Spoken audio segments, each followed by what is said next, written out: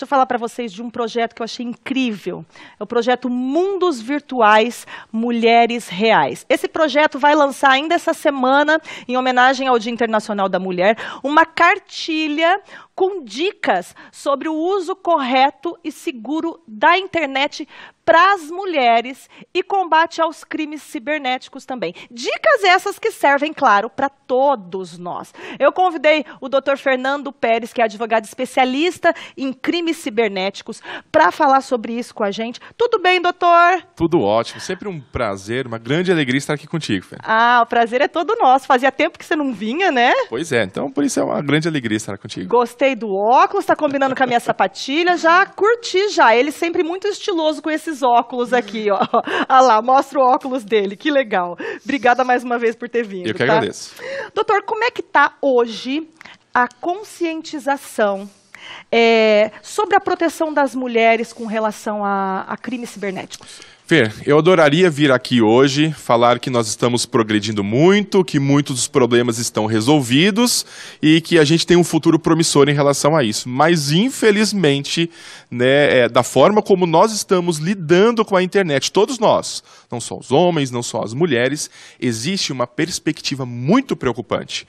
Nós utilizamos, a gente não precisa nem parar para discutir, que a gente utiliza cada vez mais o celular, utilizamos cada vez mais as redes sociais, nos expomos cada vez mais nas redes sociais, porém a nossa educação digital, saber quais são os limites das nossas ações, é que é um fator muito preocupante. Por isso, o número de crimes, né, que ocorrem no meio virtual, na internet, nas redes sociais, aumenta cada vez mais. Por isso, então, a ideia do projeto em poder desenvolver, fomentar essas discussões, especialmente nos crimes que envolvem a intimidade, a privacidade, as mulheres são as maiores vítimas. Ou seja, não quer dizer que, né, homem e mulher têm mais, menos direitos, né, de uma forma geral, mas assim, as mulheres são as maiores vítimas e a gente precisa parar para discutir essa questão para que isso não se torne um caos em muito pouco tempo.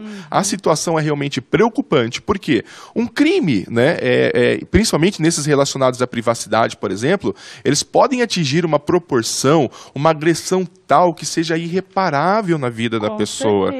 Infelizmente, algumas mulheres chegaram a tirar a própria vida porque não aguentaram a pressão de ver vídeos e fotos, por exemplo, mais particulares compartilhadas de forma indevida. Então a gente precisa parar agora, entender o que está acontecendo e criar políticas, né, para desenvolver essa educação digital. Agora, doutor, no Brasil existe uma legislação adequada para esse tipo de coisa?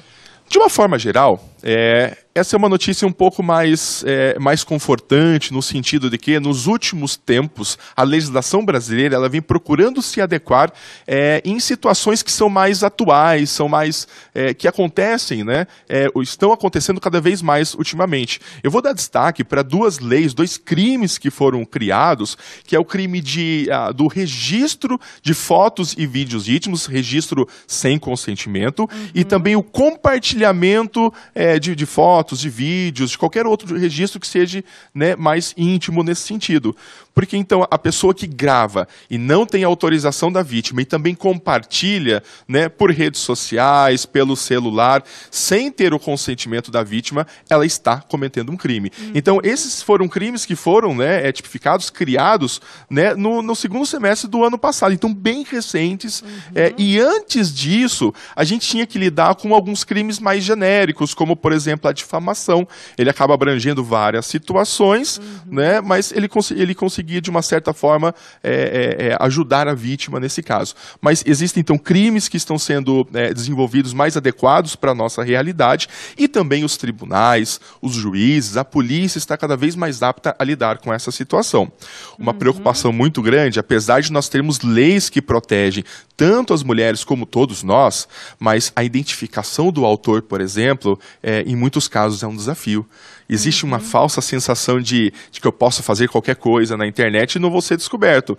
Então, todas essas questões elas precisam ser analisadas de perto para que a gente não perca o controle sobre isso. E quais são as dicas mais importantes, Dr. Fernando, que você dá para a gente poder usar a internet com segurança? Primeira coisa que a gente tem que pensar é o seguinte: a partir do momento que eu disponibilizo alguma coisa para a internet, eu perco o controle sobre ela. Como assim, Fernando? Olha só, se eu faço um comentário sobre determinada questão, se eu compartilho uma foto, se eu compartilho um vídeo, mesmo que seja aparentemente para uma só pessoa, né, ou no grupo privado de pessoas, eu perco o controle sobre isso. Porque pode ter alguém ali, né, que eu conheça, que eu acho que eu conheço, ou até de má fé mesmo, e compartilhe aquelas informações também. Pode ser um simples comentário, mas um vídeo, uma foto, né, algo que possa causar algum tipo de constrangimento para mim, a gente tem que pensar não só 2 vezes, mas quantas vezes for necessário. Uma outra questão que é extremamente importante é a gente tem que saber os limites da nossa exposição, principalmente nas redes sociais. Eu brinco aqui, né, muitas vezes, quando a gente sai de casa, por exemplo, a gente deixa a luz acesa para que outras pessoas pensem que tem alguém em casa. Daí a gente vai lá na nossa rede social, tira uma foto dizendo que a gente está viajando, que a gente está distante. É só um exemplo para demonstrar que, além de nós não termos controle sobre tudo isso, podem existir pessoas mal intencionadas que podem pegar, por exemplo, fotos, vídeos, né? Algo que a gente compartilhe e fazer mau uso disso. E por isso a gente precisa saber que tudo aquilo que a gente compartilha, principalmente nas redes sociais, a gente precisa pensar quantas vezes for necessário antes de expor. Inclusive, a gente tem algumas telas aí, eu quero colocar agora essas telas, de dicas para a gente se proteger quando for usar a internet. Ó. Isso daí são todas as telas desse projeto Mundos Virtuais Mulheres Reais, né, doutor? Exato. São dicas que aparentemente são simples, né? A primeira delas, por exemplo, tem um sistema de dupla autenticação. Em meios e redes sociais, a gente pode configurar uma segunda senha enviada, por exemplo, para o nosso celular. Ou seja, eu vou acessar a minha conta de uma rede social. Em vez de utilizar somente aquela minha senha principal, é enviada uma segunda senha temporária para o meu celular. Os principais provedores de e-mail, de redes sociais, possuem essa configuração. Entendi. Então, se por um acaso alguém tiver a minha senha por algum descuido, independente pelo qual motivo, ele precisaria de uma segunda senha que é enviada por meu celular. Essa dica é simples, evitaria uma quantidade imensa de problemas que eventualmente a gente possa ter. Então, uma dica extremamente importante, a maioria das redes sociais e e-mails, a gente vai ver isso. Uma outra coisa que é extremamente simples e importantíssimo. Se eu tiver dúvidas, qualquer tipo de dúvida, né, eu não devo acessar, não devo enviar, não devo falar. Se eu tiver dúvida, por exemplo, sobre um site, se eu devo ou não acessar, qualquer sinal de dúvida, não acesso. Se alguém me pedir, por exemplo, informações muito particulares, muito delicadas, se eu tiver dúvida, eu não devo enviar. Na dúvida, não. Na dúvida, sempre não. Isso vale, assim, para várias outras situações do nosso relacionamento na internet, até mesmo para compras. Se eu tiver dúvida se eu devo comprar ou não um produto, não compro. Então, vamos passar mais algumas dicas aí que o Fernando mandou? Para ele falar por cima, ó. Cuidado ao acessar redes Wi-Fi desconhecidas. Olha. Isso eu achei... Porque a gente a primeira coisa que a gente faz é pedir o Wi-Fi, né? A gente quer dar aquela curtida, colocar aquela foto. Pois é.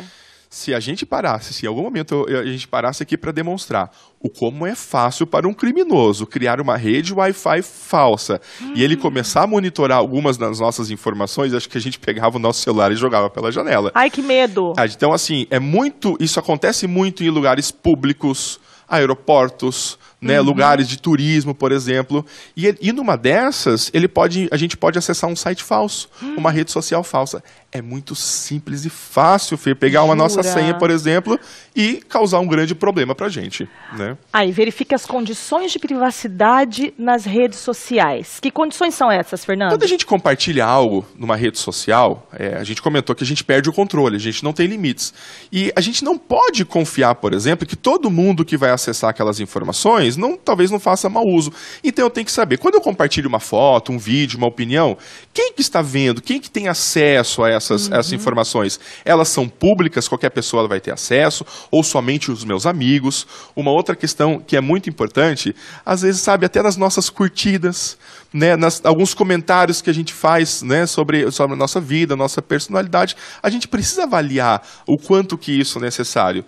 Então, as pessoas, hoje é possível, a cada cada um de nós, né, ser conhecido por uma rede social. Se alguém entra na nossa página, numa rede social, tem um acesso inteiro sobre a nossa personalidade. Sabe tudo da nossa vida. Sabe muito mais que nós mesmos, né? Verdade. Então, todo mundo precisa saber tudo isso. Então, é uma ponderação que a gente tem que fazer e verificar as configurações até da própria rede social. Agora, Fernando, não vai dar tempo de a gente passar as outras telinhas, as outras dicas, mas tem um site que dá para o pessoal acessar. Sem dúvida. Né, para ter acesso a essa cartilha aqui que vai ser lançada essa semana, mas já está pronta virtualmente para as pessoas já podem acessar. Nas redes sociais podem procurar pelo projeto Mundos Virtuais Mulheres Reais e existe o site www.segurançanarede.com.br/mulheres reais, onde ela vai encontrar, né, todos nós vamos encontrar a cartilha e vários artigos que falam sobre a prevenção, como que nós podemos evitar, né, eventuais problemas, dores de cabeça na internet e também o que é muito importante, após acontecer, no momento que nós nos tornamos uma vítima, o que fazer. Perfeito. Então são diversos artigos, análises da lei